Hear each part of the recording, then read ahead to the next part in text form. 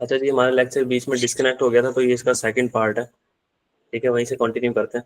हम अपनी गुडविल के ऊपर बात कर रहे थे। अब हमारे साथ ना वो सवाल में पता क्या किया करेगा, वो आपको बताएगा। देखें, आपकी जो book value of net assets है ना, आपके जितने भी नेट एसेट्स पड़े हैं, नेट एसेट्स का मतलब एसेट में से लायबिलिटीज आपने माइनस कर दी हैं, नेट में आपके पास एसेट्स बचे हैं। तो आपके पास जितने भी एसेट्स हैं ना, उनकी बुक वैल्यू आ रही है किताबों में 100 रुपया। लेकिन हमें तो बुक वैल्यू चाहिए ही नहीं होती, हमें तो चाहिए होती है fair value of net assets. हमें fair value of net asset हम कहेंगे फॉर एग्जांपल 120 है, हम इसको क्या करेंगे, फेयर वैल्यू ऑफ बिजनेस से कंपेयर करेंगे। या अगर मैं आपको आसान जुबान में कहूँ कि फेयर वैल्यू ऑफ बिजनेस का मतलब ये होता है कि जो आपने कंसिडरेशन पे की है बिजनेस को एक्वायर करने के लिए, जो पैसे आपने दिए हैं। ताकि ये काम हम इसलिए करते हैं कि फॉर एग्जांपल मैंने 140 दिए, तो इन दोनों का डिफरेंस मेरे पास क्या आ जाए, गुडविल आ जाए 20 रुपए।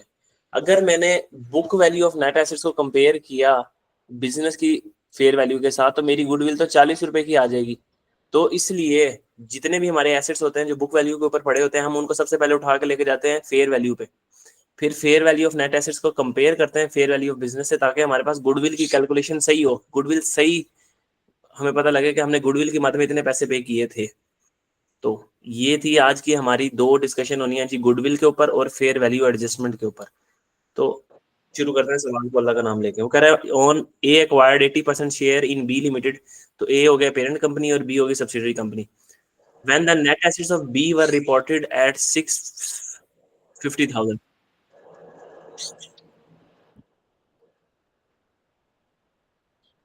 ए ने एक्वायर किया बी लिमिटेड को 1 जनवरी 2016 के ऊपर, जब जब बी के जो नेट एसेट्स थे ना वो 6,50,000 थे। सब्सिडरी के नेट एसेट्स की वैल्यू थी 6,50,000।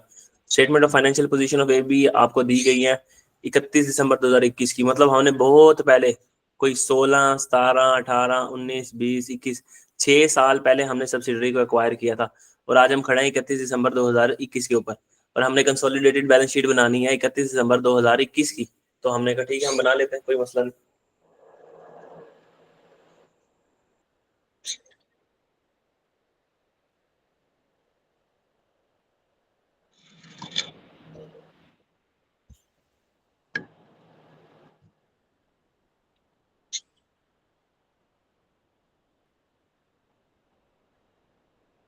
अच्छा जी, वही हमारी वर्किंग नंबर 1 शुरू हो जाएगी यहाँ से। Net assets of subsidiary. ठीक है, ठीक है। At acquisition, at reporting date. ठीक है, ये डेट मैं सिर्फ आपके समझने के लिए लिखता हूँ कि हमने इसको एक्वायर किया था 1 जनवरी 2016 के ऊपर, और आज हमारी रिपोर्टिंग डेट है 31 दिसंबर 2021, जिस दिन हम रिपोर्ट कर रहे हैं, यानी जिस दिन की हम बैलेंस शीट बना रहे हैं। ठीक तो है। हमें चाहिए यहाँ पे शेयर कैपिटल सब्सिडरी का, और हमें यहाँ चाहिए रिटेन अर्निंग सब्सिडरी की।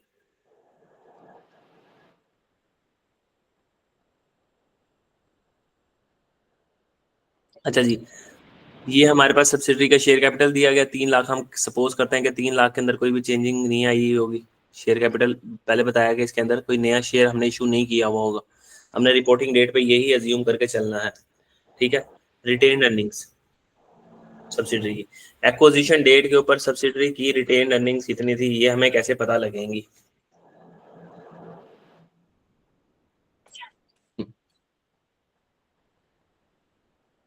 देखो, उसने बताया हुआ है हमें, उसने कहा ए एक्वायर्ड 80% शेयर ऑन 1 जनवरी 2016 के ऊपर हमने बी के एक्वायर किए जब उसके नेट एसेट्स रिपोर्ट हो रहे थे 6,50,000 के ऊपर। यानी कि 1 जनवरी 2016 के ऊपर जो बुक वैल्यू थी ना, ये बुक वैल्यू दी हुई है। रिपोर्ट होने का क्या मतलब, किताबों में नजर आ रहे थे कितने के, 6,50,000 के। तो book value of net assets हमें उसने दी हुई है 6,50,000। ठीक है, इस 6,50,000 के दो हिस्से हैं। नेट एसेट्स में, नेट एसेट्स इक्विटी के बराबर होते हैं ना आपके। जी। ठीक है, इसमें से अगर 3 लाख शेयर कैपिटल है और वो कभी चेंज हुआ ही नहीं 300, तो 350 क्या होगा, आपकी रिटेन अर्निंग्स होंगी। ये शेयर कैपिटल है, इन दोनों को मिला के आपके नेट एसेट्स बनेंगे कितने के, 600 के। तो एक चीज तो हमें ये पता लग गई कि हमारी जो रिटेन अर्निंग्स है ना वो कितनी है जी, 350। 3,50,000 एक्विजिशन पे हमारी रिटेन अर्निंग्स इतनी थी, ठीक है। प्लस अब दूसरे नंबर वाली बात, सर ये तो हमें बुक वैल्यू उसने निकाल के दी है 6,50,000। अभी आपने बताया था कि हम तो बुक वैल्यू नहीं लेते, ये तमाम एसेट्स की बुक वैल्यू है एक्विजिशन डेट पे। एक्विजिशन जनवरी 2016 के ऊपर book value of net assets दी हुई है, हमें तो fair value of net assets चाहिए होता है, उसको हम कंसिडरेशन पेड से कंपेयर करते हैं और फिर गुडविल आती है। तो हम क्या करेंगे, इस बुक वैल्यू को उठा करके जाएंगे फेयर वैल्यू के ऊपर, fair value of net assets के ऊपर। तो कैसे करेंगे, सवाल में उसने बताया हुआ कि fair value of assets 10,500 were more than the book value of asset be on account of peace of land. वो कह रहा है ये जितनी भी चीजें आपके पास बुक वैल्यू पड़ी है ना, इसके अंदर लैंड बिल्डिंग सब कुछ है, ठीक है, ये उन सब की बुक वैल्यू है और उन ठीक है। सब बुक वैल्यू और फेयर वैल्यू आपस में बराबर थी। बस एक ऐसी लैंड है जिसको आप फेयर वैल्यू पे आपने रिकॉर्ड नहीं किया, तो हमने कहा अगर उसको रिकॉर्ड नहीं किया आपने फेयर वैल्यू पे, तो हमने उसको तो फेयर वैल्यू पे रिकॉर्ड करना है, यानी इसके अंदर 10,500 ऐड कर दो। अब हमें पता लगेगा कि ये टोटल कितना बनता है।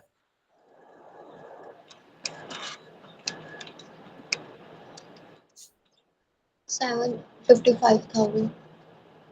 नहीं 755,000 नहीं बनेगा, 660,500 बनेगा। क्या हो गया, ऐड ही करना है ना।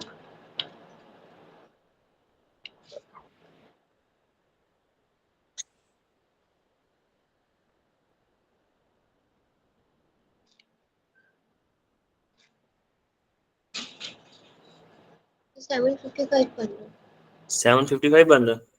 जी।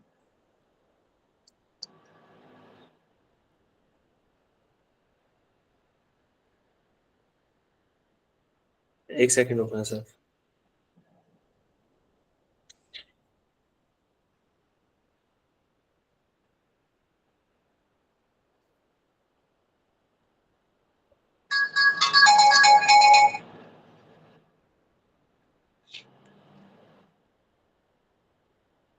इसको जमा करने के बाद से, इसको जमा कर देने के बाद ये आपके पास कितना बन रहा है,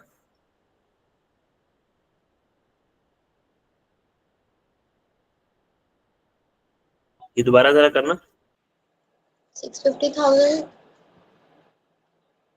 और 10,500। तो आपने मुझे क्या बताया वैल्यू, आप मुझे 55,000 आ रहा है मेरा तो आंसर। कैलकुलेटर चलाना भूल गए हो आप।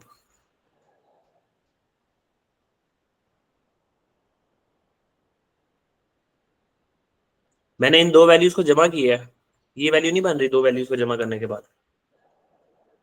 क्या आपने एक जीरो ज्यादा लगाया हुआ है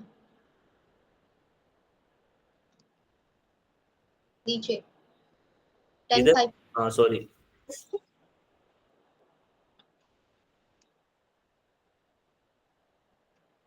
ठीक है, हो गया। तो ये आपके पास क्या आ गई, फेयर वैल्यू आ गई है। आपके तमाम नेट एसेट्स एक्विजिशन की डेट के ऊपर तमाम नेट एसेट्स जो थे ना वो इतने के थे। फिर हम इसको क्या करते हैं, कंसिडरेशन से कंपेयर करके देखते हैं कि हमारी गुडविल कितनी है। कंसिडरेशन हमने कितनी पे की है, 725,000। 725,000 हमने पे की और हमारी एक्विजिशन के ऊपर कितने की थी, 6,60,000, ठीक है। तो हमारे पास यहाँ से गुडविल आ जाएगी। अब इसको हम करते हैं सही तरीके से, जिस तरीके से इसको करना चाहिए। ये तो मैंने आपको कंसेप्ट बताया, ठीक है। ठीक है। तो यही तरीका करना है, वैसे बस वर्किंग में चेंज होंगे। अच्छा जी, हमें यहाँ से पता लगा रिटेन अर्निंग हमारी एक्विजिशन डेट के ऊपर, ये रिटेन अर्निंग निकालने का तरीका आ गया कि अगर नेट एसेट्स दिए हो तो रिटेन अर्निंग उसमें से कैसे निकालनी है। तो हमारे पास रिटेन अर्निंग एक्विजिशन डेट पे तो आ गई 350, इसको हम लिख देते हैं 350 हमारी रिटेन अर्निंग है और 300 हमारा शेयर कैपिटल था। अच्छा, अब हमारी रिटेन अर्निंग रिपोर्टिंग डेट पे आ रही है 690,000 की। सर ये एक्विजिशन डेट की आपने बुक वैल्यू निकाल ली, book value of net assets है आपकी, ठीक है। ये कितनी बन जाएगी, अभी हमने निकाली थी, और ये 6,50,000 है। अगर मैं यहाँ एक टोटल कर लूँ, सर इसके अंदर आपने फेयर वैल्यू भी डालनी है। एक ऐसा एसेट है जिसकी फेयर वैल्यू इसके अंदर ऐड नहीं हुई हुई, तो फेयर वैल्यू ऑफ एसेट, और वो कौन सा, फेयर वैल्यू ऑफ लैंड इसके अंदर डाल दो आप सिर्फ। एक उसने आपको बताया था कितनी, 10,500। तो अब आपके पास ये क्या आ जाएगी, fair value of net assets. आपके तमाम एसेट्स की फेयर वैल्यू ना अब इतनी है, मार्केट में बेचने जाओ तो इतने के बिकेंगे। ठीक है। तो ये हमारे पास आ गया। कितना 6605 500 660500, ठीक है। अब सेम फेयर वैल्यू एडजस्टमेंट यहाँ रिपोर्टिंग डेट पे भी आपने कर देनी है। क्यों कि एक्विजिशन डेट पे आपके तमाम एसेट्स की फेयर वैल्यू ये थी और रिपोर्टिंग डेट पे भी तमाम एसेट्स की फेयर वैल्यू हुए है ये है, ठीक है। तो हम क्या करेंगे, इन दोनों का डिफरेंस क्या होता है कि आपने एक्विजिशन से लेके अब तक कितना कमाया है अपनी सब्सिडरी से। तो फेयर वैल्यू एडजस्टमेंट हम यहाँ भी कर देंगे सिंपली कि तमाम एसेट्स को रिपोर्टिंग डेट के ऊपर भी हमने उठा के ले गए किस चीज पे, फेयर वैल्यू पे, और एक्विजिशन डेट पे भी उठा के ले गए किस चीज पे, फेयर वैल्यू पे। ये फेयर वैल्यू आ गई एक्विजिशन डेट की, ये फेयर वैल्यू आ गई रिपोर्टिंग डेट की। तो हमने अब इन दोनों का डिफरेंस लेके देख लेना कि पोस्ट एक्विजिशन कितना कमाया। सर ये 700500 आ रहा है रिपोर्टिंग डेट पे fair value of net assets. ये सब कुछ करने के बाद जी इसको इसको इसको जमा करो, क्या आता है। एक मिनट। आप थोड़ा कैलकुलेटर अपना ठीक करो या फिर दिमाग थोड़ा हाजिर करो। ठीक है सर। ठीक है, तो पोस्ट एक्विजिशन हमने कितना कमाया, आप जल्दी से बताओ। 3,40,000। जी सर। अब आज इस 3,40,000 के दो हिस्से हैं, और वो दो हिस्से क्या, हमने एक्वायर किया हुआ कितना, 80%। साथ ही हमारा एक नेट एसेट्स एनसीआई भाई भी है, मतलब किसी और बंदे ने भी इसको एक्वायर किया हुआ। ऊपर लिखा हुआ ना कि ए ने एक्वायर किया 80%, ये लिखा हुआ। तो इसमें पेरेंट का हिस्सा कितने का, 80%। यानी इसका 80% कितना बन जाएगा हमारे पास, तो वो मैं निकाल लेता हूँ खुद ही, 2,72,000। निकल है मेरा। और एनसीआई भाई का हिस्सा कितना है इसमें, 20%, और वो कितना, 68,000। ठीक है, पहली वर्किंग होगी हमारी। यहाँ से हमें पता लगा कि हमने book value of net assets, ये आ गई book value of net assets. Book value of net assets को उठा के लेके गए fair value of net assets पे। ये किस लिए हमने किया, ताकि हमारी गुडविल की वैल्यू से बिल्कुल ठीक आए। अब हम निकालने लगे दूसरे नंबर, वर्किंग नंबर 2 करके गुडविल। ठीक है, यहाँ आगे और हमने गुडविल,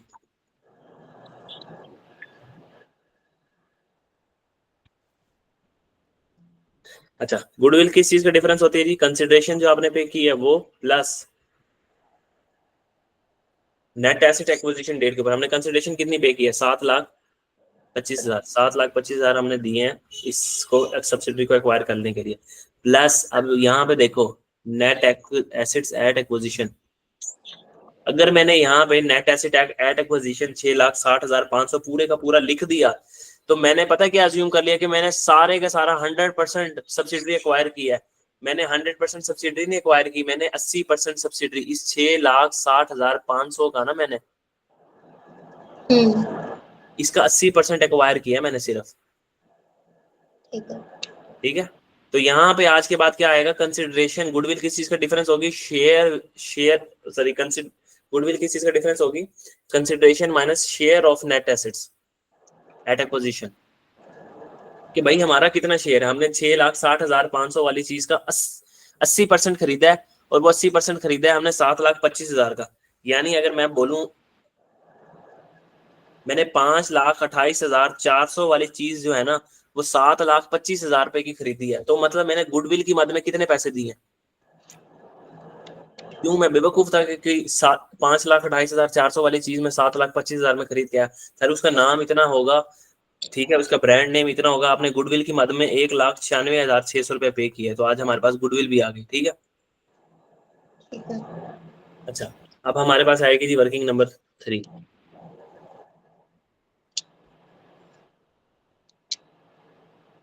वो एनसीआई भाई।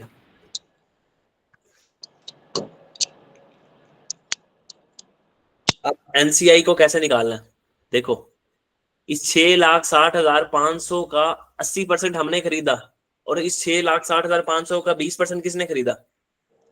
एनसीआई।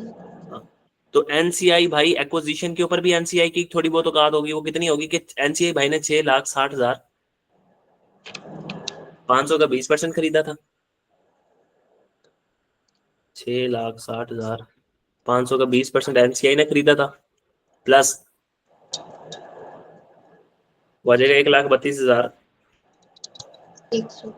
100 प्लस पोस्ट एक्विजिशन के बाद भी एनसीआई ने इस सब्सिडी से कुछ कमाया। क्या कमाया? ये रहा, ये एनसीआई भाई को 68,000 रुपये हिस्सा मिला है, जिस सब्सिडी ने प्रॉफिट कमाया 68,000। तो एनसीआई भाई की जो टोटल वैल्यू है वो कितनी है? 2,01,00,000।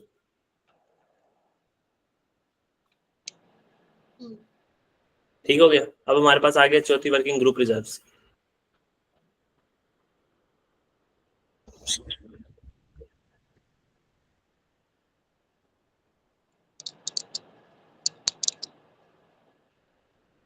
अच्छा, ये मैं फिर इस तरीके से सब पढ़ा रहा हूँ कंसोलिडेशन के पहले, आपको थोड़े बहुत कंसेप्ट हैं कि भाई हम एनसीआई को क्यों अपनी बैलेंस शीट के अंदर दिखा रहे हैं, लेकिन फिर भी इसकी मैं रीजन आपको जरूर बता दूंगा अभी। अच्छा, ग्रुप रिजर्व में सबसे पहले हमारे पास आ जाएगा कि पेरेंट की रिटेन अर्निंग कितनी है जी। पेरेंट की रिटेन अर्निंग हमें सवाल के अंदर कितनी दी हुई है, देखो जी, सॉरी, ये दी हुई है, तो इसको थोड़ा सा जूम इन करके मैं दिखा दूंगा आपको कितनी बनती है ये। 2,35,500।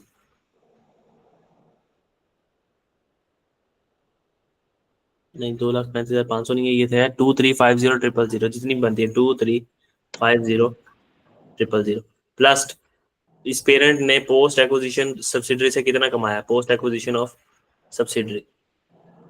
सब्सिडरी से एक्विजिशन के बाद कितना कमाया? ये 80%, 2,72,000 रुपये। ठीक है, तो टोटल हमने इस सब्सिडरी से कितना कमा लिया जी? 2,622,000। तो ये हमारी 4 वर्किंग्स कंप्लीट हो गई। अब 4 वर्किंग कंप्लीट होने के बाद हम क्या करेंगे? अपनी बैलेंस शीट बनाना शुरू कर देंगे सिंपली। हम यहाँ आए, हमने यहाँ लिखा कि हम अपनी बैलेंस शीट बना रहे हैं। कौन सी? Consolidated balance sheet. ठीक है, सबसे पहले तो इसको जूम इन कर लेते हैं। अगर मैं इसको यहाँ ले आऊँ,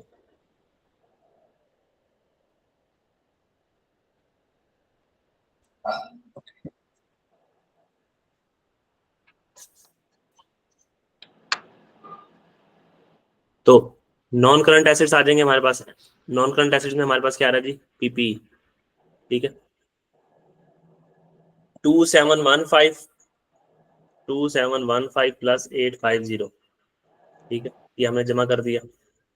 हम कौन सा पी प्लस एस कर रहे हैं, लेकिन इस 2715 से भी पहले एक चीज आनी है, वो क्या जी? गुडविल आपकी, जो हमने आज वर्किंग नंबर 2 से निकाली है, गुडविल। तो हम यहाँ लिख देंगे कि गुडविल हमारी आई है 1,96,600।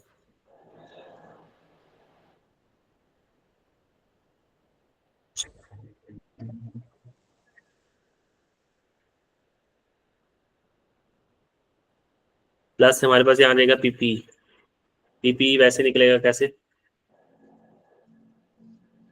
Parent plus subsidy 2715 plus 850।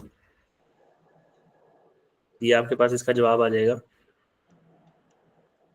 35755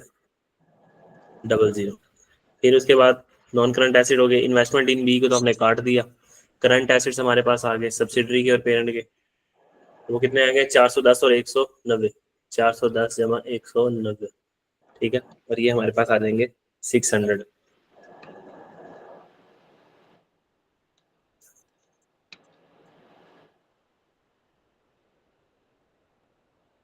तो ये हमारे पास टोटल आ जाएगा 4,372,100। पीपी की कैलकुलेशन ये कैलकुलेशन की हुई है ना? मेरा आंसर आ रहा है 3565,000।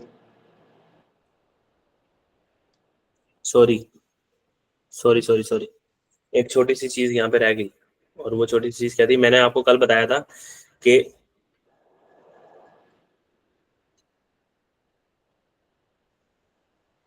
इन दो चीजों के अलावा यहाँ पे जब भी कोई तीसरी चीज आएगी तो उसकी डबल एंट्री लाजमी होगी। आज पहली फेयर वैल्यू एडजस्टमेंट आई है, तो हमने क्या किया? एसेट्स के अंदर 10,500 ऐड कर दिया। ठीक है, हम एसिड को उठा के लेके गए हैं फेयर वैल्यू के ऊपर। याद होगा मैंने आपको इसकी एंट्री करवाता था कि हम एसिड को फेयर वैल्यू के ऊपर उठा के लेके जाते हैं तो हम क्या करते थे, एसिड बढ़ रहा है तो एसिड को डेबिट कर दो और रिवैल्यूएशन सरप्लस को क्या कर दो, क्रेडिट। याद है ये एंट्री? ठीक है। हमने एसिड को उठा के फेयर वैल्यू पे ले गए हम, ठीक है। हमने एसिड्स को बढ़ा दिया कितने से, 10,500 से। एक्विजिशन पे भी बढ़ा दिया और रिपोर्टिंग डेट पे, आपने इस कॉलम को देखना है, मैंने एक्चुअली में क्या किया, 10,500 को रिपोर्टिंग डेट पे ऐड कर दिया। किस में ऐड कर दिया? एसिड्स के अंदर। एसिड के अंदर 10,500 आपका क्या हो गया, ऐड। तो हम इसकी एंट्री पुराने जमानों में एफएफए में करते थे, acid debit revaluation surplus in working one credit, याद होगा। जी। तो यहाँ पे क्या लिख देंगे हम, 10,500। तो ये हमारे पास ये जवाब आ जाएगा। तो एसिड को हमने, पीपीई को हमने बढ़ा दिया, लैंड को हमने बढ़ा दिया। रिवैल्यूएशन सरप्लस भी तो क्रेडिट करना है। रिवैल्यूएशन सरप्लस भी तो क्रेडिट करना है। यहाँ हमारा रिवैल्यूएशन सरप्लस नहीं बन रहा, ओसीआई हम नहीं बना रहे नीचे ना। ठीक है। वो समझो हो गया, ठीक है। जहां उसको होना चाहिए था ना वहां पे वो क्रेडिट हो गया खुद ब खुद। हमने एसिड को उठा के उसकी फेयर वैल्यू के ऊपर लेके आना था, तो हम एसिड को उठा के उसकी फेयर वैल्यू पे ले आए हैं रिपोर्टिंग डेट के ऊपर, ताकि हमारी गुडविल सही निकल सके, बस। ठीक है।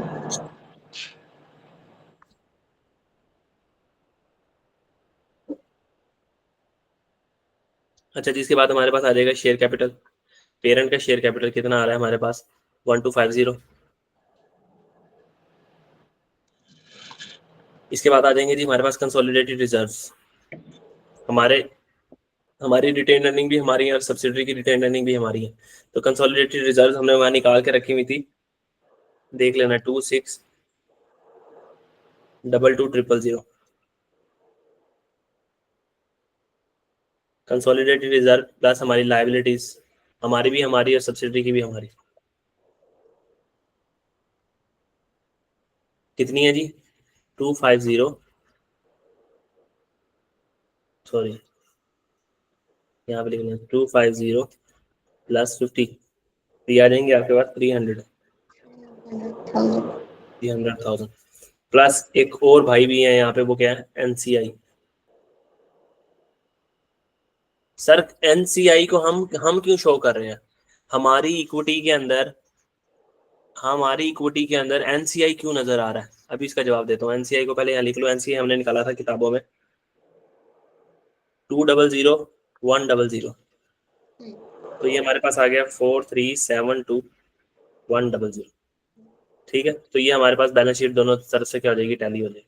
अच्छा, अब छोटी मोटी डिस्कशंस कर लेते हैं। इस सवाल से हमने क्या सीखा, आज की कंक्लूजन की तरफ आते हैं। फिर हम आएंगे गुडविल की कैलकुलेशन पे और हम अपने लेक्चर को क्लोज करेंगे। तो आज का लेक्चर में हमने ये सीखा कि हमने गुडविल कैसे निकालनी है। ठीक है, कि एक एसेट की अगर बुक वैल्यू दी हो, किसी भी एसेट्स, तमाम एसेट्स दिए हो कि तमाम एसेट्स की book value of net assets आपके पास ये हैं, और उसमें से कोई एक एसेट ऐसा हो जिसको हम फेयर वैल्यू पे ना लेके गए हो, हम कहें कि बुक वैल्यू ऑफ एसेट्स 100 है, अगर हम इनको मार्केट वैल्यू या इनकी फेयर वैल्यू निकालें तो वो भी 100 ही है। लेकिन इनमें एक ऐसा एसेट है जिसको आप फेयर वैल्यू पे नहीं लेके गए। तो हमने कहा बिजनेस जब हम बेच रहे होते हैं तो सारी चीजों को हम फेयर वैल्यू पे लेके जाते हैं।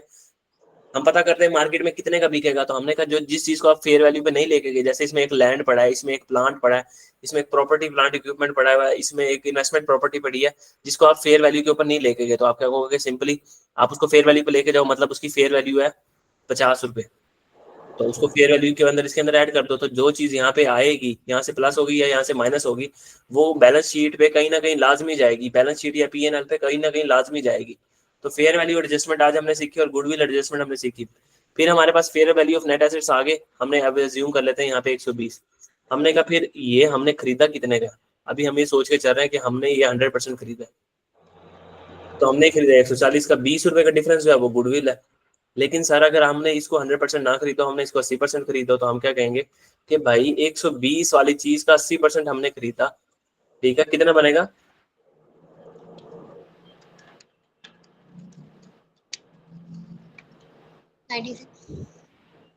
यानी 120 का 80%, 96 रुपए हमने खरीदा। कितने पैसे दिए 96 को खरीदने के लिए, हमने 140 रुपए दिए। ठीक है, 120 वाली चीज का 80% हमने खरीदा, यानी हमने 96 रुपए वाली चीज 140 रुपए में खरीदी, तो हमने गुडविल की मद में कितने पैसे दिए? 44। 44 हमने गुडविल की मद में दिए। तो ठीक है, ये हमने गुडविल की कैलकुलेशन देख ली। उसके बाद हमने देख लिया कि फेयर वैल्यू एडजस्टमेंट कैसे होगी, उसको हमने बैलेंस शीट के ऊपर कैसे लेके जाना है। अब सवाल पैदा हो गया, सर किसी एनसीआई को हम क्यों शो कर रहे हैं? अच्छा देखो, एनसीआई बाई को हम क्यों शो कर रहे हैं? हमने पता क्या किया, हमने अपने पीपीई को पकड़ा अपना 2715, हमारा पीपीई पूरे का पूरा 100% हमारा है, लेकिन ये 8,50,000 पूरे का पूरा हमारा है नहीं सर, ये 80% आपका है। तो हमने कल एक पढ़ा था एक चीज कि बेशक ये 80% हमारा है, लेकिन इसके ऊपर हमारा कंट्रोल कितना है? 100%। मतलब इसको जब भी बेचना होगा तो हम 51% से ज्यादा वोटिंग राइट देके इसको बेच भी सकते हैं। इसको बेचने लगे और हम ना चाहें कि इसको बेचा जाए तो हम इसको बेचने के फैसले को रोक भी सकते हैं। इससे सब कुछ इसके ऊपर कंट्रोल हमारा है। तो जब कंट्रोल आपके पास हो तो आप क्या करते हो? 100% ऐसे दिखाते हो किताबों में कि जैसे आपका ही है, लेकिन लीगल तौर पे देखें तो ये 80% है हमारा।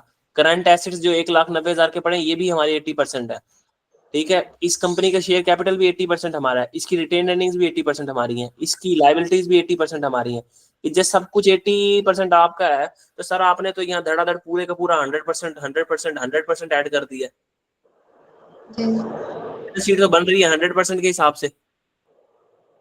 तो वो जब 20% किसी और का है तो इसलिए उस 20% को भी हमने अपने पास दिखाना है कि ये 20% भी भाई हमारा ही है समझ लो, लेकिन उसको नाम दे देना किसी और बंदे का, फिर ही पूरी की पूरी बैलेंस शीट 100% बनेगी। यहाँ मिसाल ले लो कि ये आपके पास 100% एसेट्स आ गए, 100% एसेट आपने ले लिए यहाँ पे सारे, कोई 80% नहीं लगाया, लेकिन जब यहाँ पे आप इक्विटी लेने लगो आपको इस इक्विटी में तो 80% हमारा है, तो ये सारा क्या आ जाएगा? 80% पे होगी। इक्विटी 80% पे पड़ी है और वो 100% पे पड़ा है, तो इसमें 20% डालेंगे तो दोनों साइडें बैलेंस होंगी ना। तो इसलिए हम एनसीआई को अपनी किताबों में शो करते हैं कि हमारी इक्विटी पूरी ही तब होगी। इक्विटी किस चीज के बराबर होता है? एसेट इज इक्वल टू होता है कैपिटल प्लस लायबिलिटी। ठीक है, तो हमारा कैपिटल प्लस लायबिलिटी, एसेट तो हमने 100% ले लिए, हमने कैपिटल अगर 80% लिया और लाइबिलिटीज भी 80% ली तो सर ये तो बैलेंस ही नहीं होगा आपस में। तो एनसीआई को हमने अपनी इक्विटी के तौर पे दिखा दिया कि भाई बेशक ये हमारी इक्विटी के अंदर नजर आ रहा है, लेकिन एनसीआई का मतलब है ये इक्विटी 20% नॉन कंट्रोलिंग इंटरेस्ट की है, इससे हमारी बैलेंस शीट 100% बन जाएगी और टैली भी हो जाएगी। और इसके पीछे लॉजिक यही है कि आप बेशक एक कंपनी को 51% ऑन कर रहे हो, लेकिन आप उसको कंट्रोल 100% कर रहे हो, इसलिए आपने लाइन बाय लाइन आइटम्स को ऐड किया, line by line line by line. आगे जाके एसोसिएट आएगा, उसको हम ऑन नहीं करेंगे इतना, तो हम उसको दिखाएंगे भी नहीं। इसलिए कभी भी हमने एसोसिएट के केस में, पहले आपने एसोसिएट पढ़ा हुआ भी है, एसोसिएट के केस में हमने कभी ऐसे नहीं किया था कि हम एसेट्स को लायबिलिटीज को जमा करते रहते थे ऐसे लाइन बाय लाइन। अच्छा जी, ये तो हमारा सवाल हो गया। अब आता है हम गुडविल की कैलकुलेशन। यहाँ अगर आपको कोई मसला है ना, परेशानी है तो पूछ लो, नहीं तो फिर मैं अगली बात करूँ। नहीं सर। फिर ये आगे वर्किंग फ्री मेरे पास।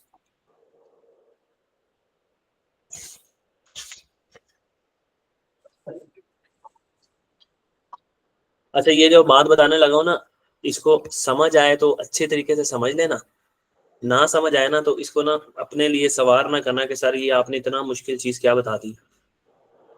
ठीक है, गुडविल की बात चल रही थी।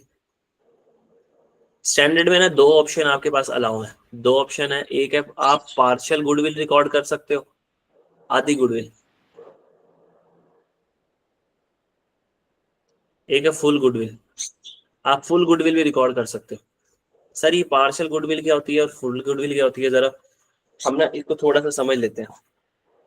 अभी हम पीछे सवाल करके आए थे और उस सवाल में आपको याद होगा हमने पता क्या किया था, हमने कहा था 660,500 का 80% हमने एक्वायर किया है, 80%। तो हमने कहा था किताबों में ये हमने पैसे दिए 725 हमने पैसे दिए थे, और हमने कहा था कि 528 रुपए की चीज है। 66500 अगर मैं पूरी गुडविल निकालूं कि एक कंपनी को दो बंदे खरीदने गए, एक बंदा ये था मैं, और एक बंदा था एनसीआई, ये जी पेरेंट है और ये भाई एनसीआई, ये दोनों हाथों में हाथ डाल के जा रहे हैं और कह रहे हैं जी हम कंपनी खरीदने जा रहे हैं, हम कंपनी खरीदने जा रहे हैं, हम कंपनी खरीदने जा रहे हैं। कंपनी खरीदने के लिए चले गए। ये जी कंपनी। अब कंपनी का मालिक भी यहाँ खड़ा है, उसने कहा ठीक है जी, 2 बंदे आए हो, आपने 2 बंदों ने कंपनी खरीदी, हमने कहा जी हमने 2 बंदों ने कंपनी खरीदी। ये बड़ी ना ट्रिकी सी बातें हैं, जरा सुन लेना। पेपर में आपको जो कंसेप्ट बता दूंगा, जो तरीका बता दूंगा ना, वो तरीका सिखा दूंगा कि कैसे होना है पेपर, और पेपर में कैसे टैकल करना है। वो आप ऐसे चुटकियों के अंदर सवाल को उड़ा के मारोगे साइड पे, लेकिन इंसान को चीजें समझ आनी चाहिए। सिर्फ इसमें इतना दिमाग लगवाने लगा। तो देखो ये 2 बंदे हाथ में हाथ डाल के गए और इसको एक्वायर करने के लिए गए कि ये सब्सिडरी कंपनी है, इसको हमने एक्वायर करना। तो ये जा रहा है पेरेंट और एनसीआई। इसने कहा कि भाई मेरी जो कंपनी है ना वो 660,500 की है, मेरी कंपनी है ना 66500 की है, इसकी टोटल औकात, फेयर वैल्यू ऑफ मेरे बिजनेस की टोटल फेयर वैल्यू है 660,500। हमने कहा अच्छा ऐसे है। तो एनसीआई के कान में हमने कहा यार आपने कितना लेना है? उसने कहा यार मेरी औकात 20% की है। पेरेंट ने कहा मेरी औकात 80% की है। उसने कहा ठीक है। उसने कहा कि सर ऐसा करते हैं कि ये 6650 है ना जो, उसने कहा कि मैं तो ये दोनों बेचूं, ये पूरा बेचूंगा बिजनेस। अब तुमने आपस में जो लेन देन करनी है ना वो कर लो। हमने कहा अच्छा फेयर वैल्यू ऑफ बिजनेस यहाँ पे हमने लिख ली। हम एनसीआई और हम दोनों ना आपस में बात करने लगे। एनसीआई से हमने पूछा एनसीआई भाई यार तुम कितने पैसे पे कर सकते हो? एनसीआई ने कहा पेरेंट को, पेरेंट तुम कितने पे कर सकते हो? हमने कहा यार अगर मैं 80% खरीदूंगा ना 6650 का, मैं मैक्सिमम इसका मैक्सिमम 72500 पे कर सकता हूँ। मतलब मैं 7,25,000 रुपया दूंगा 80% हिस्से का। ठीक है। एनसीआई भाई तुम कितना पे करोगे? बिजनेस बहुत अच्छा है इसलिए हम ज्यादा पैसे पे कर रहे हैं। एनसीआई भाई ने कहा कि यार मैं इस 20% हिस्से के लिए ना, इस 20% हिस्से के लिए 1,32,100 रुपया पे कर सकता हूँ। 1,32,100। हमने कहा अच्छा इसका मतलब ये है कि अगर हम इन दोनों को एक बंदा एज्यूम करके समझे हैं, इन दोनों ने मिलकर कितने पैसे पे किए जल्दी बताओ।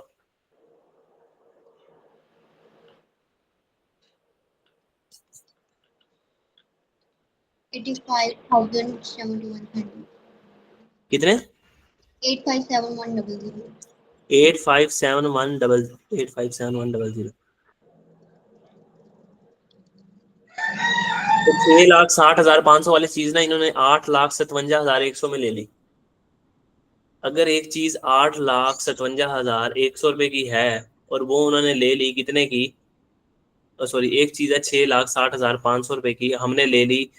मैंने और सब जेंसी है, हम दोनों भाई हैं, हम दोनों ने वो ले ली इतने की। तो गुडविल की मद में हमने कितने पैसे पे किए? क्योंकि ये तो थी फेयर वैल्यू ऑफ बिजनेस, पूरे बिजनेस की फेयर वैल्यू। और ये हम दोनों ने मिलके पैसे पे कर दिए, 2 बंदों ने ये कंसिडरेशन हमने पे कर दी। कितने गुडविल की मद में कितने पैसे पे किए हमने? नेगेटिव में आंसर आ रहा है। थोड़ी सी ना कॉमन सेंस यूज करो कि हमने 6,60,500 वाली चीज का 87,857100 दिया, तो हमने ज्यादा पैसे दिए ना, तो वो नेगेटिव। लकीर के फकीर तो ना बनो, इसको इसमें से माइनस करो। अगर उल्टा लिख दिया तो फिर क्या कंसेप्ट भी हिल गया? नहीं सर यही आ रहा है। ये 6,60,500 वाली चीज जो है, आपने इसके पैसे दिए 8,57,100, तो नेगेटिव में जवाब आ रहा है। उसमें से माइनस ही करना है ना। मैं ना कल से अपना कैलकुलेटर रख लूंगा, सॉरी। 1,96,600। लेकिन मेरा माइनस में आ रहा है। ये देखो मुझसे ना बहुत बड़ी गलती होगी कि मैंने समझा आप थोड़े से ना अक्लमंद हो। ये देखो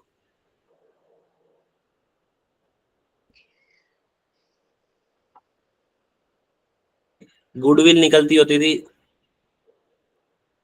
फिर वैल्यू। कंसिडरेशन। कंसिडरेशन मैंने अभी बताया कितनी पे की हमने, 2 भाइयों ने 8,57,100 पे की। ठीक है। और इसमें से हम माइनस कर देते थे fair value of net assets at acquisition. At acquisition date के ऊपर फेयर वैल्यू कितनी थी, और वो थी 660,500। तो मैंने उल्टा करके लिख दिया, तो आप भी उल्टे ही हो गए साथ ही फौरन। तो बात जहां से चली थी ना वो ये थी, सिंपल सी बात ये थी, सिंपल सी बात ये थी वो ये कि एक पूरा बिजनेस था, उस पूरे बिजनेस की फेयर वैल्यू थी 6,60,500। दो भाई हाथों में हाथ डाल कर गए उसके पास, और उसके पास जाके कहा कि हम आपका बिजनेस खरीदना चाहते हैं। आपस में इन दोनों ने तय कर लिया था कि 80% मैं खरीदूंगा, 20% ये खरीदेगा। ठीक है, उसने कहा 6,60,500 वाली है, तुम इसके कितने पैसे दोगे? जिसने 80% खरीदना था उसने कहा कि मैं मैक्सिमम ना 7,25,000 दूंगा। मुझे नजर आता है उसने बोली लगाई मैं 7,25,000 दूंगा।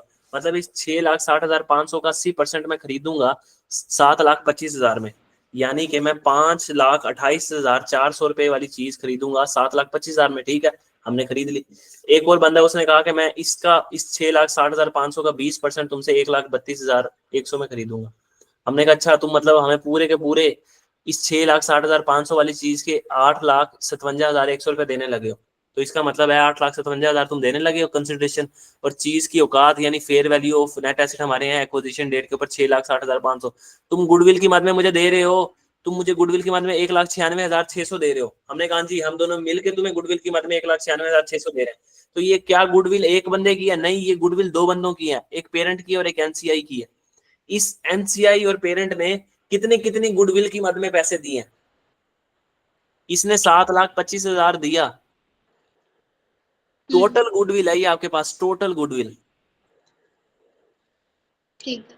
टोटल गुडविल, टोटल गुडविल मतलब टोटल कंसिडरेशन में से आपने total fair value of net assets को माइनस किया तो आपका टोटल गुडविल आ गई। लेकिन हमने सवाल में पता क्या किया था? हमने सवाल में पार्शियल गुडविल रिकॉर्ड की थी। पार्शियल का मतलब आधी गुडविल रिकॉर्ड की थी। कैसे आधी गुडविल रिकॉर्ड की थी? ये देखो, असल गुडविल याद रखना अब 1,96,600 है।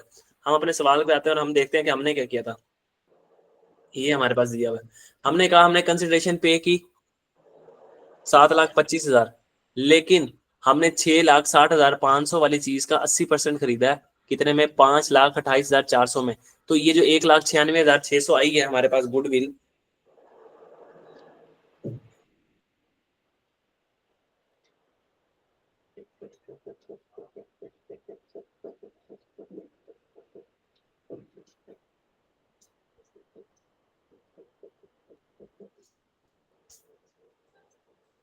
एक सेकेंड,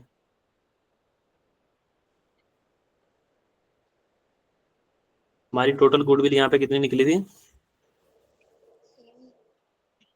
इन दोनों का सम अप करें अगर हम 7,25,000, 1,32,100।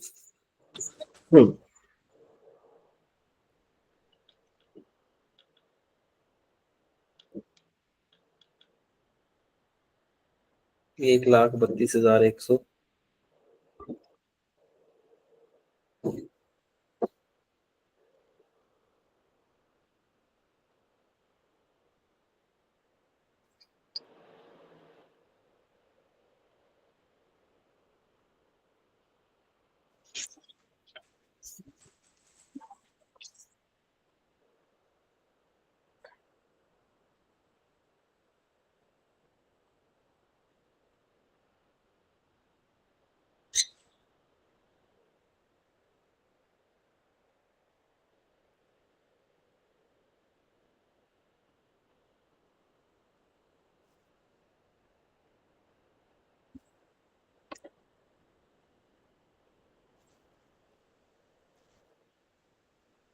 अच्छा, इसको यहीं पे स्टॉप करो इसको।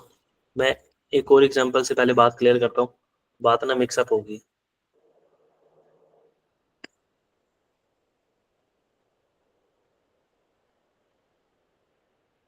इस ऊपर वाले सवाल की तरफ हम दोबारा आते हैं। समझ लो हमारे पास ये fair value of net assets हमारे पास जो दी हुई है ना, वो है 200 रुपये। जो फेयर वैल्यू ऑफ बिजनेस है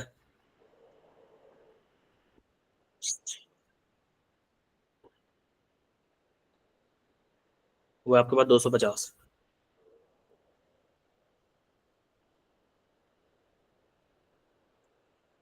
अब मिसाल के तौर पे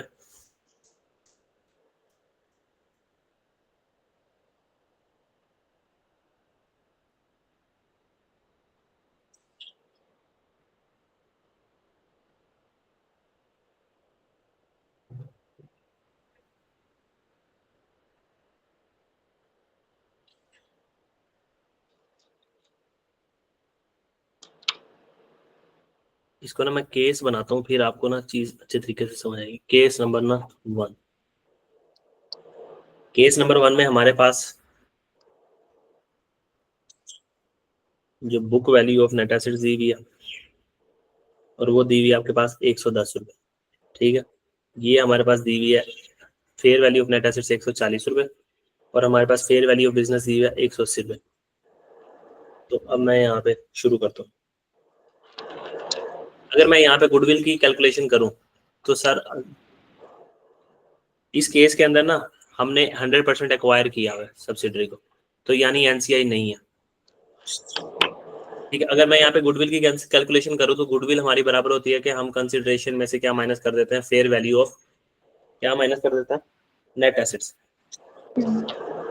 ऐसी है तो कंसिडरेशन हमने कितनी पे की है, ये जी फेयर वैल्यू ऑफ बिजनेस जो हमारी कंसिडरेशन होती है, इसी को कहते हैं ना कंसिडरेशन, जी जितने में हमने बिजनेस का खरीदा। ये हमने पे की 180। इसी इन 4 केसेस के बाद हम दोबारा अपने सवाल की तरफ आते हैं। बेसिक्स कंट्रोल कर लेते हैं ना, फिर उसके बाद थोड़ी उसमें ट्रिकी हो जाएगा काम। अच्छा, उसके बाद हमारे पास fair value of net assets.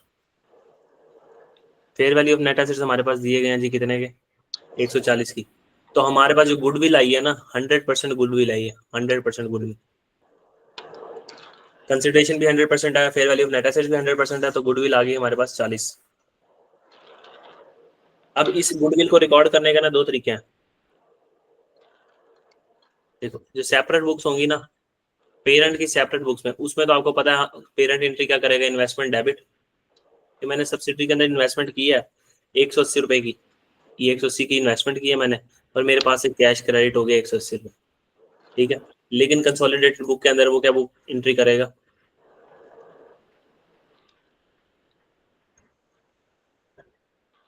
वो कहेगा कि मैं गुडविल रिकॉर्ड कर रहा हूँ कितने पे, गुडविल मेरी डेबिट होगी 40 से, फिर fair value of net assets कि मैंने नेट एसेट्स खरीदे हैं 140 रुपए के,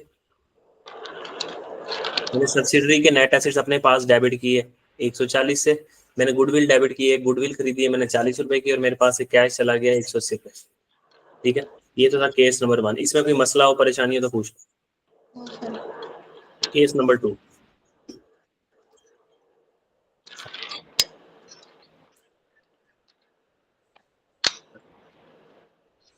आपके पास book value of net assets दी गई है कितनी, 110। Fair value of net assets दी गई है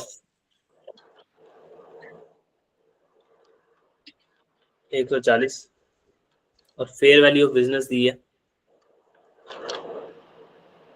180।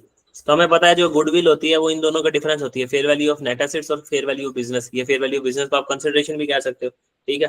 अगर मैं यहीं पे छोटा सा स्टार लगा के बनाऊं कि मेरी फुल गुडविल अगर मैंने निकालनी है ना, मेरी गुडविल, तो मेरी गुडविल आएगी 40, ठीक है। ये मेरी इन दोनों का डिफरेंस होता है ना गुडविल।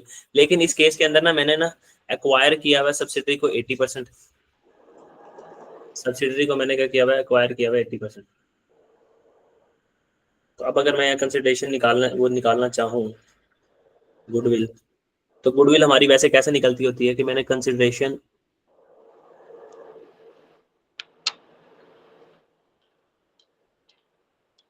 ये तो टोटल नेट एसेट्स जो थे ना, टोटल नेट एसेट्स के लिए अगर हम टोटल नेट एसेट्स खरीदते तो हम 180 रुपए पे करते, ठीक है। टोटल नेट एसेट्स खरीदते, हम कहते हैं कि जो हमारी कंसिडरेशन है 180, 180 में से हमने 80% दिया है।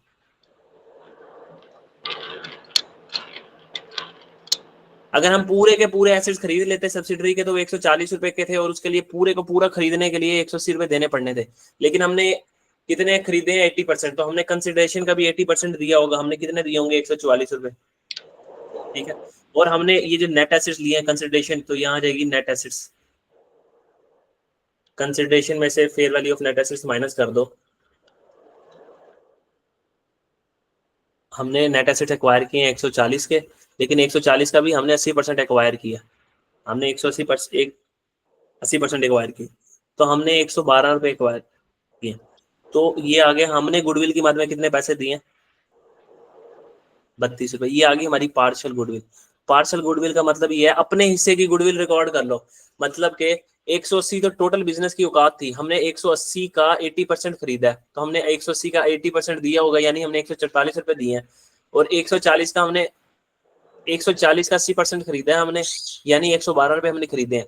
तो टोटल अगर हम खरीदते बिजनेस तो 180 रुपए देते, हमने 180 रुपए नहीं दिया, हमने तो खरीदा ही 80% है, तो हमने 80% ले लिया उसका, तो हमारी पार्सल गुडविल आएगी 32 रुपए। कि हमने पूरे के पूरे एसेट्स नहीं खरीदे, हमने उसके 80% खरीदे हैं, और गुडविल भी 80% हमने, टोटल गुडविल से 40, उस 40 का अगर आप 80% लो ना तब भी 32 बनता है, कि हमने 32 रुपए की गुडविल खरीद लिया। अगर हम यहाँ पे एंट्री करें ना अपने पास, तो वो अपने पास सेपरेट बुक में एंट्री करेगा, मैंने इन्वेस्टमेंट किया किसी सब्सिडरी के अंदर 144 रुपए की इन्वेस्टमेंट हुई है मेरी, ये कंसिडरेशन मेरे पास से गई है, तो कैश क्रेडिट, ये आ गई सेपरेट बुक्स की एंट्री। ठीक है, लेकिन अगर वो कंसोलिडेटेड बुक्स की एंट्री बताए,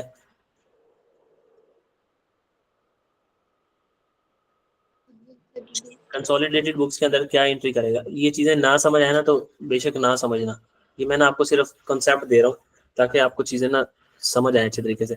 जब तक ये पूरे केसेस खत्म नहीं हो जाते ना तब तक आपने डरना नहीं कि पता नहीं कौन सी नई बातें शुरू होगी। अब वो कंसोलिडेटेड बुक में यही कहेगा कि मैंने भाई एक गुडविल खरीदी है, कितने की, 32। 32 रुपए की, प्लस मैंने नेट एसेट्स खरीदे हैं, कितने के खरीदे हैं, 112। 112 रुपए के नेट एसेट्स खरीदे हुए मैंने। अच्छा, यहाँ पे ना, यहीं पे तो असल असल जो गेम ऑन होती है ना वो यहाँ पे होती है। पता क्या होता है,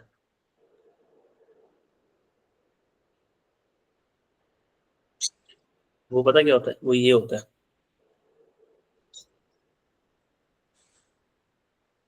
कंसोलिडेटेड बुक बना रहे हैं ना, और यहाँ पे हम ले रहे हैं ग्रुप, ये सारा किसके लिए सोच रहे हैं, ग्रुप के लिए। गुडविल के बाद गुडविल खरीदी हमने 32 रुपए की, ठीक है, प्लस हमने नेट एसेट्स खरीदे, 1 मिनट के लिए सिर्फ एज्यूम कर लेना मुझे, जब तक मैं अगर एग्जांपल करवा नहीं देता, 140 रुपए के नेट एसेट्स, मैंने सारे के सारे नेट एसेट्स खरीदे, ठीक है, लेकिन मेरे पास से तो 144 रुपए कैश गया, ये मेरे पास से कैश गया 144 रुपए। एनसीआई भाई ने भी खरीदे, एनसीआई भाई को अपने पास रिकॉर्ड कर लो, 28 रुपीज का। ये थोड़ी सी समझ आई एंट्री क्या किया मैंने, नहीं। नहीं आई समझ।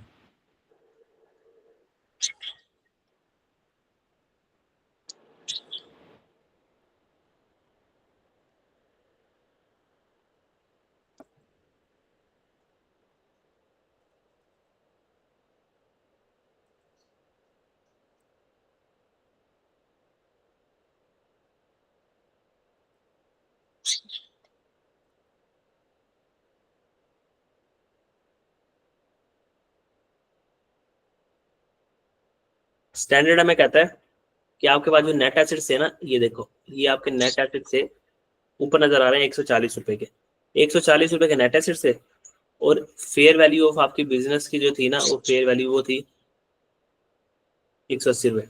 अब इस 140 का 80% मैंने खरीद लिया, और इस 140 का 20% एक बंदे ने खरीद लिया। इस 140 का अगर मैं बताऊं नेट एसेट्स का, ये बनेगा 112 रुपए, मतलब इस 140 में से 112 मैंने खरीद लिया, और किसी ने 28 रुपए खरीद लिए, ठीक है, किसी ने 28 खरीद लिया। अब पूरे बिजनेस में से 80%, 180 का 80% मैंने पे किया, वो मैंने पे किया 144 रुपए, और किसी और बंदे ने जो एनसीआई ने पे किया है ना, वो कितना पे किया, वो पे किए 36 रुपए। ये बात समझ आती है छोटी सी,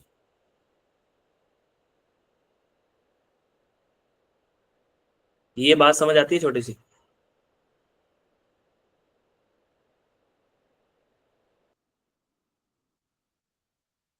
ये छोटी सी बात समझ आई आपको कि नहीं आई?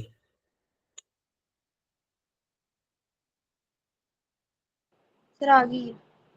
देखो, नेट एसेट्स है उसके 140 रुपए के, इस 140 में 80% मैंने खरीदा, यानी मैंने 112 रुपए के एसेट्स खरीद लिए, और वो टोटल पैसे अगर देते तो 180 का 80% मैंने 144 दिए, मतलब मैंने 112 वाली चीज 144 रुपए की खरीद ली, ये जी जी। ठीक है। इसी तरह एनसीआई ने 140 का 20% यानी 28 रुपए वाली चीज 36 रुपए देके खरीद ली, ये मैंने छोटी सी बात की है।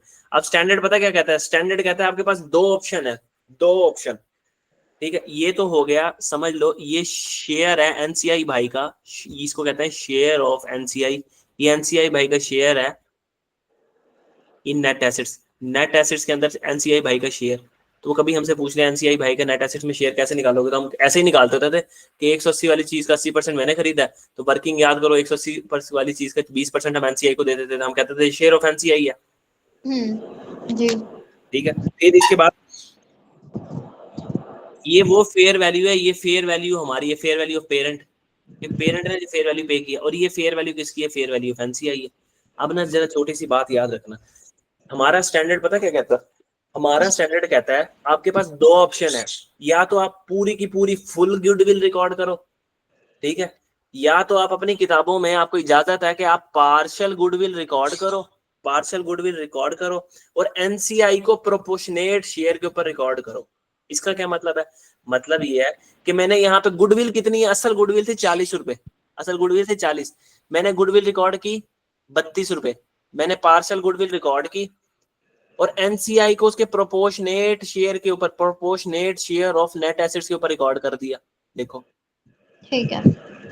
तो हमारा स्टैंडर्ड आपको दो ऑप्शन देता है, पहला ऑप्शन नंबर 1 कि गुडविल को आप रिकॉर्ड करो, ऑप्शन नंबर 1 गुडविल को आप रिकॉर्ड करो पार्शियल, और इसके साथ एनसीआई को रिकॉर्ड करो proportionate, record eight proportionate share of net assets, net assets के प्रोपोर्शनेट शेयर के ऊपर रिकॉर्ड करो। ऑप्शन नंबर 2 आप फुल गुडविल रिकॉर्ड करो, ठीक है,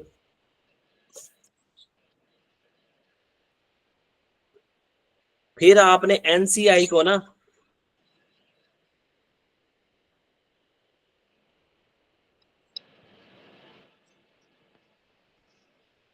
एनसीआई को रिकॉर्ड करना है fair value of net asset के ऊपर रिकॉर्ड करना है, ठीक है। एनसीआई को आपने फेयर वैल्यू पे रिकॉर्ड करना है, फेयर वैल्यू ऑफ बिजनेस पे। ये स्टैंडर्ड की दो अप्रोचेज है। ऑप्शन नंबर 1 के आप पार्शियल गुडविल रिकॉर्ड करो और एनसीआई को proportionate share of net asset पे रिकॉर्ड करो। Option number 2 full goodwill record करो और एनसीआई को रिकॉर्ड करो फेयर वैल्यू ऑफ एनसीआई के ऊपर। कि एनसीआई की फेयर वैल्यू कितनी है, 36 एनसीआई की फेयर वैल्यू है। अभी ये बातें ना बड़ी इम्प्रैक्टिकल सी हैं, जब तक इसके ऊपर ना कोई सवाल ना हो ना तब तक ये बातें ना समझ नहीं आएंगी।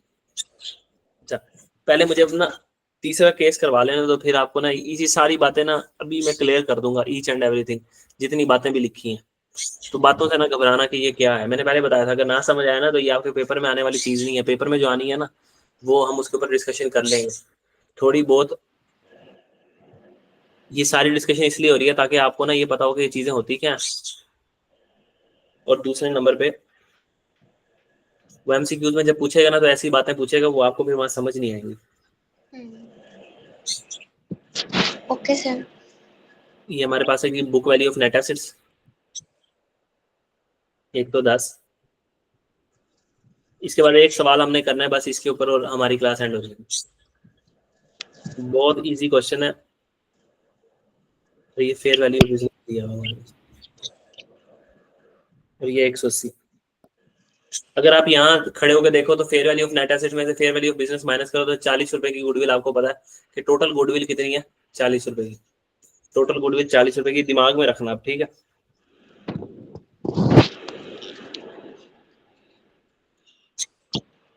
हमने एक्वायर किया 80% एक्वायर किया, अगर हमने 80% एक्वायर किया होगा तो हमने 144 रुपए पे किए होंगे ना, ये भी याद होगा आपको, ठीक है। तो मैं यहाँ लिख लूँ कि अगर मैंने गुडविल निकालनी है तो गुडविल निकालने का वही फार्मूला है, गुडविल का फार्मूला चेंज होना है, कंसिडरेशन मैंने पे की 144 रुपए, और यहाँ पे share of net assets, net assets में मेरा कितना शेयर है, तो यहाँ पे सिंपली 140 रुपए के एसेट्स है, 80% मेरा शेयर है, तो मेरा शेयर है 112 रुपए। तो ये मेरे पास गुडविल आ गई 32, ये आ गई थी गुडविल, इसको कहेंगे कि ये पेरेंट की गुडविल है।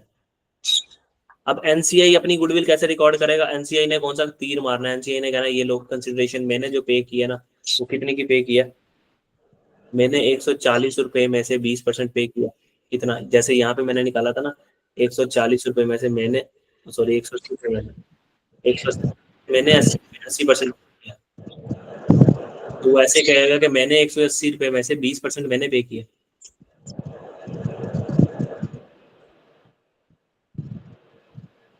तो वो कहेगा मैंने 36 रुपए पे किए और मेरा शेयर ऑफ नेट एसेट्स कितना है 20%।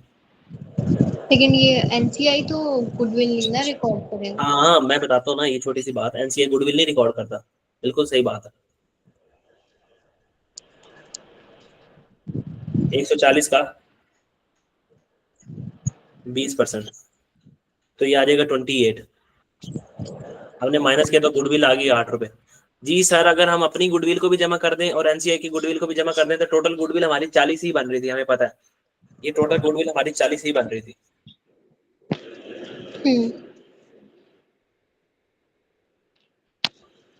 अब हम क्या करेंगे सर? अब हम इसकी एंट्री क्या करेंगे? अब हम इसकी एंट्री ये करेंगे,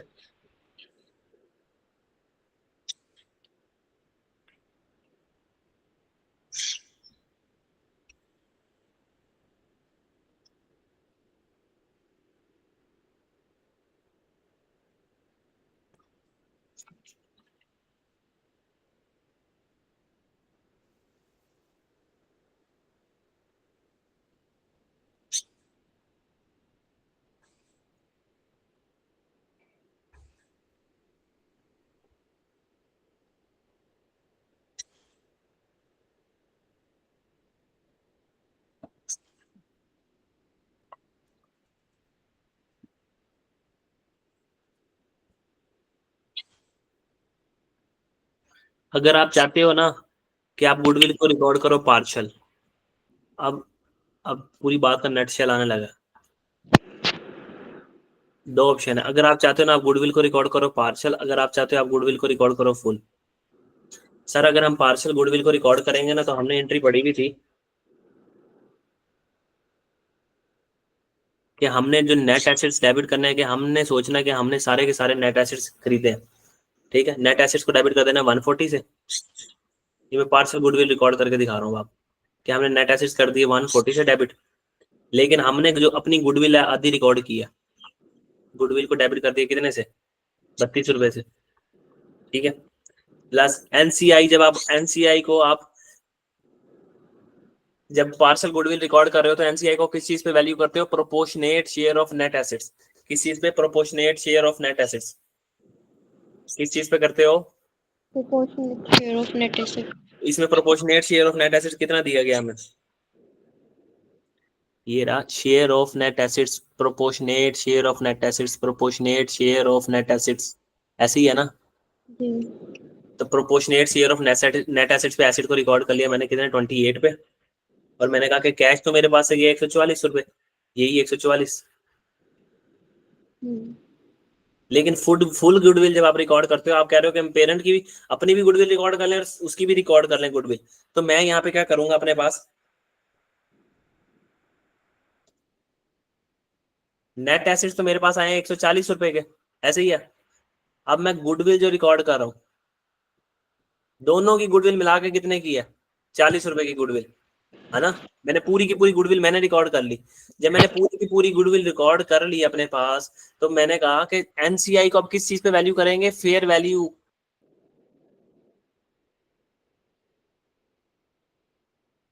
ठीक है।